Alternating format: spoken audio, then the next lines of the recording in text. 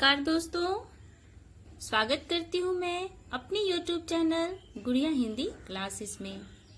दोस्तों, last video में मैंने आप सबों को अलंकार पढ़ाया है हिंदी ग्रामर की, और आज मैं बहुत ही इम्पोर्टेंट, यह वाक्य जो है बहुत ही इम्पोर्टेंट है, क्योंकि यह क्लास 30 से स्टार्ट हो जाती है। क्लास 6, 7, 8, 9, 10, 11, 12 और कई अन्य प्रतियोगी परीक्षाओं में भी इससे प्रश्न आते हैं, क्योंकि बच्चे बहुत कंफ्यूज होते हैं कि यह वाक्य कौन से भेदों से लिया गया है।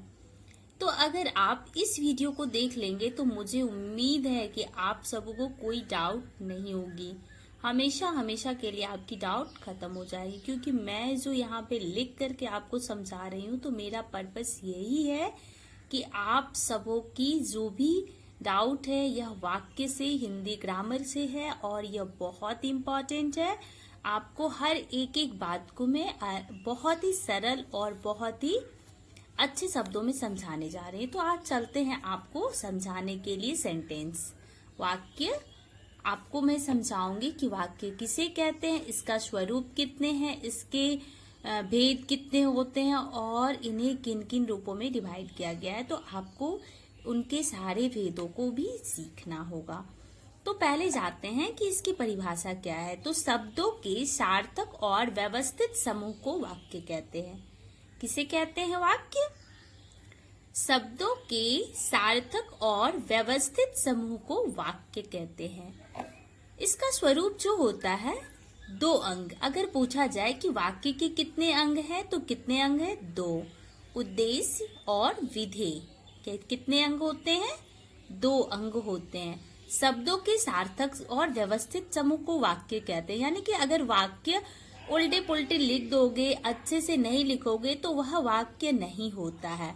तो उसमें व्यवस्थित समूह होता है, और इसके 2 अंग होते हैं। एक वाक्य में उद्देश्य होता है और दूसरा विधेय। मैं आगे आपको बताती हूँ कि वाक्य में उद्देश्य क्या है और विधेय क्या है। तो इतना भी याद रखना है कि वाक्य किसे कहते हैं और इसके कितने अंग है। ध्यान देना है, मैं अभी अंग बता रही हूँ, इसके भेद पे चर्चा नहीं की हूँ, क्योंकि आप सबों को मैं कंफ्यूज नहीं करना चाहती हूँ, इसलिए मैं बारी बारी से बताने का प्रयास कर रही हूँ। इसके अंग कितने हैं? 2, उद्देश्य और विधेय। अब जानते हैं कि वाक्य में उद्देश्य क्या होता है। तो वाक्य में जिसके विषय में कुछ बात कही जाए वह उद्देश्य कहलाता है। जिसके विषय में, यानी कि जिसके बारे में। अब देखो, मैं एक उदाहरण द्वारा बता रही हूँ कि राधा पत्र लिखती है। यहाँ पे राधा पत्र लिखती है, तो जिसके विषय में, किसके विषय में कुछ कहा गया है। उद्देश्य क्या है वाक्य में? तो राधा के विषय में, क्योंकि ये लिखती है ना, पत्र लिखती है, तो कौन लिखती है? तो यह राधा लिखती है। मोहन गेंद खेलता है, कौन गेंद खेलता है? तो मोहन। तो यहाँ पे उद्देश्य क्या है, और एक क्या होता है कि जो करता होता है वो भी होता है, यानी कि जो करता, जो कर रहा हो। और यह पत्र लिखती है, विधेय। गेंद से खेल रहा है, क्या हो जाएगा? विधेय। तो आपको यह बात ध्यान देना होगा, जो राधा है या मोहन है वह उद्देश्य है, और जो पत्र लिख रहा है या गेंद से खेल रहा है वह क्या है? विधेय। तो वाक्य में जिसके विषय में कुछ बात कही जाए वह क्या कहलाता है? उद्देश्य कहलाता है। मुझे ऐसा लग रहा है कि आप लोग जरूर समझ लिए होंगे। तो यह क्लियर हो गया है उद्देश्य किसे कहते हैं। नाउ अब मैं विधेय के बारे में चर्चा कर रही हूँ कि वाक्य में उद्देश्य के विषय में जो कुछ कहा जाए, ध्यान देना है यहाँ पे, वाक्य में उद्देश्य के विषय में जो कुछ कहा जाए उसे विधेय कहते हैं। उद्देश्य के विषय में अब देखो कि हमारा देश महान है, तो उद्देश्य के विषय में कुछ कहा गया है। किसका देश? हमारा देश महान है, तो महान क्या है? महान क्या है? हमारा देश है, तो हमारा देश हो गया यहाँ पे उद्देश्य, और महान जो है वह हो गया विधेय। इसी प्रकार से पुस्तकें ज्ञानवर्धक होती है। तो क्या ज्ञानवर्धक होती है? तो पुस्तक के विषय में बात कही जा रही है, तो पुस्तकें क्या होती है? ज्ञानवर्धक। तो यहाँ पे हमारा देश होगा, क्योंकि देश के बारे में बात हो रही है। हमारा देश क्या है? महान है। किसके विषय में बात हो रही है? तो देश के विषय में। ज्ञानवर्धक होती है। क्या ज्ञानवर्धक होती है? तो पुस्तक। तो आपको यह ध्यान देना है कि जिसके विषय में कुछ कहा जाए वह उद्देश्य होता है, और जो वाक्य में उद्देश्य के विषय में जो कुछ कहा जाए उसे विधेय कहते हैं। उद्देश्य के विषय में जो कुछ कहा जाए। तो बस आप सबों की डॉट क्लियर हो जाएगी अगर यह दो वाक्य को याद कर ले। यह बहुत छोटा सा परिभाषा है, समझने की बात है, कोई याद भी नहीं करना है। बस आपको क्या ध्यान रखना है कि कर्ता जो होता है उसके विषय में कुछ कहा जाए तो वहां पे उद्देश्य होता है, और जिसके विषय में कुछ कहा गया हो तो वह क्या हो जाएगा? उद्देश्य के विषय में जो कुछ कहा जाए वह क्या होता है? विधेय। अब चलते हैं दोस्तों वाक्य के प्रकार के विषय में जानने के लिए। ध्यान रखना है क्योंकि यहाँ भी मैं दो ही बताऊंगी कि वाक्य के अंग भी दो ही होते हैं और वाक्य के प्रकार भी। इसको दो भागों में, दो आधारों पर वर्गीकृत किया गया है वाक्य को, एक अर्थ के आधार पर और दूसरा रचना के आधार पर। मैं दोनों आपको बारी बारी से बताऊंगी। तो वाक्य का वर्गीकरण निम्नलिखित दो आधारों पर किया जाता है। कितने आधारों पर? दो। ध्यान रखना है आपको, कितने आधारों पर? दो। एक अर्थ के आधार पर, दूसरा रचना के आधार पर। अर्थ के आधार पर और रचना के आधार पर। पहले मैं आप सबों को अर्थ के आधार पर वाक्य के कितने भेद होते हैं यह बता दे रही हूँ कि अर्थ के आधार पर वाक्य के, मैंने क्या कहा कि वाक्य के दो अंग होते हैं, एक उद्देश्य और दूसरा विधेय। उसके पश्चात मैंने उद्देश्य और विधेय को पहचानने के लिए बताया, और उसके बाद वाक्य को कितने भागों में बांटा गया है तो उसका वर्गीकरण दो आधारों पर किया गया है, एक को रचना के आधार पर और दूसरा अर्थ के आधार पर। तो अर्थ के आधार पर अभी मैं बता रही हूँ कि अर्थ के आधार पर वाक्य के कितने प्रकार होते हैं, यानी कि कितने भेद होते हैं।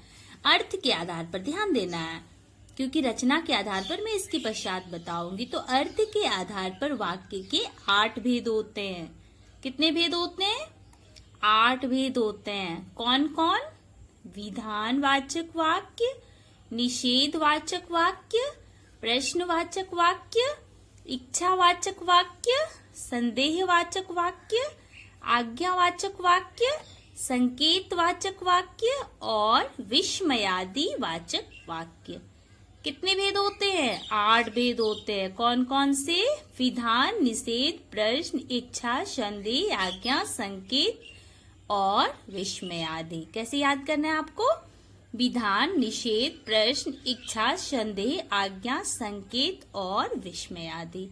अब मैं आप सबों को बारी बारी से यह सारे भेदों के बारे में चर्चा करते हैं क्योंकि यह बहुत ही इम्पोर्टेंट है। इसमें से बहुत सारे क्वेश्चन पूछे जाते हैं क्योंकि इसी में कंफ्यूजन होता है।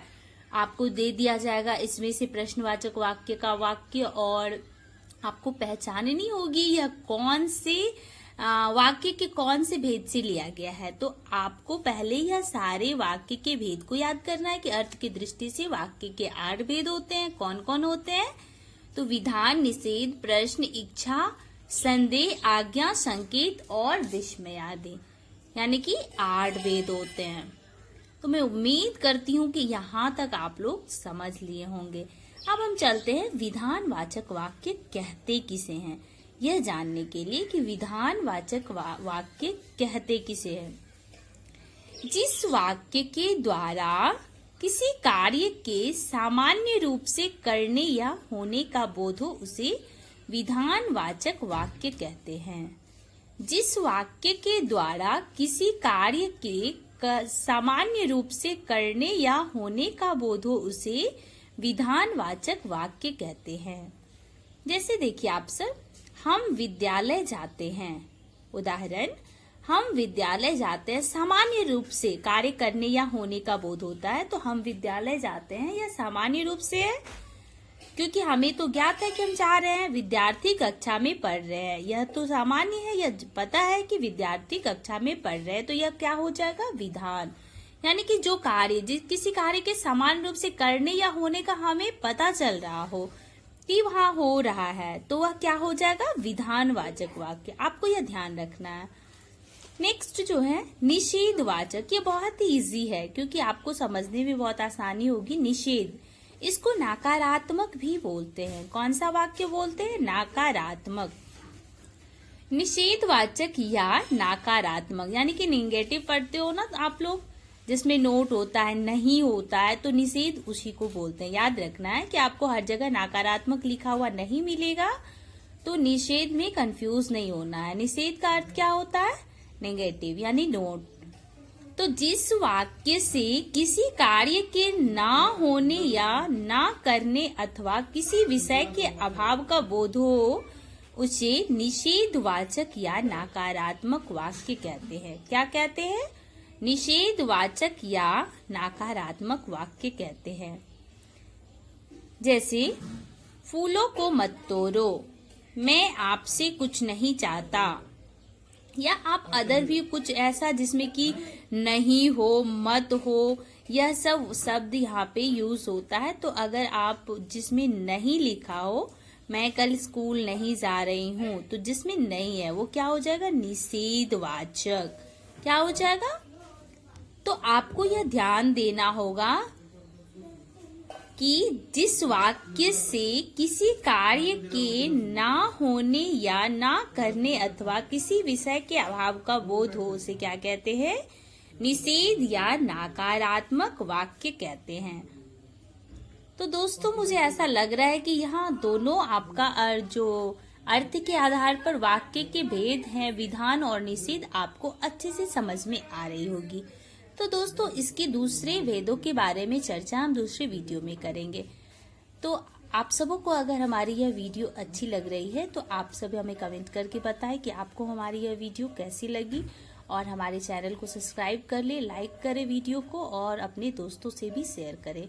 मिलते हैं नेक्स्ट वीडियो में, तब तक के लिए नमस्कार।